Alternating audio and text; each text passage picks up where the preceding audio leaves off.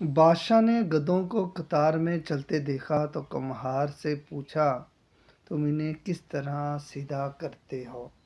کمہار نے جواب دیا، جو بھی گدھا لائن توڑتا ہے میں اسے سزا دیتا ہوں، بس اسی خوف سے یہ سب سیدھا چلتے ہیں۔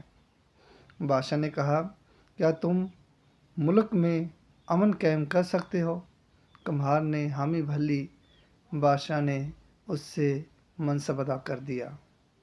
پہلے ہی دن کمہار کے سامنے ایک چوری کا مقدمہ لایا گیا۔ کمہار نے فیصلہ سنایا کہ چور کے ہاتھ کاٹ دو۔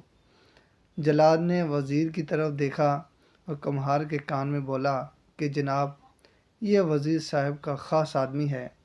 کمہار نے دوبارہ کہا کہ چور کے ہاتھ کاٹ دو۔ اس کے بعد خود وزیر نے کمہار کے کان میں سرگوشی کی کہ جناب تھوڑا خیال کریں، یہ اپنا خاص آدمی ہے۔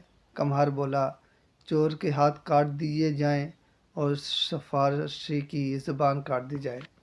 اور کہتے ہیں کہ کمہار کی صرف اس ایک فیصلے کے بعد پورے ملک میں امن قائم ہو گیا۔ ہمارے ہاں بھی امن قائم ہو سکتا ہے، مگر اس کے لیے چوروں کے ہاتھ کاٹنا پڑیں گے اور کچھ لوگوں کی زبانیں کاٹنا پڑیں گی۔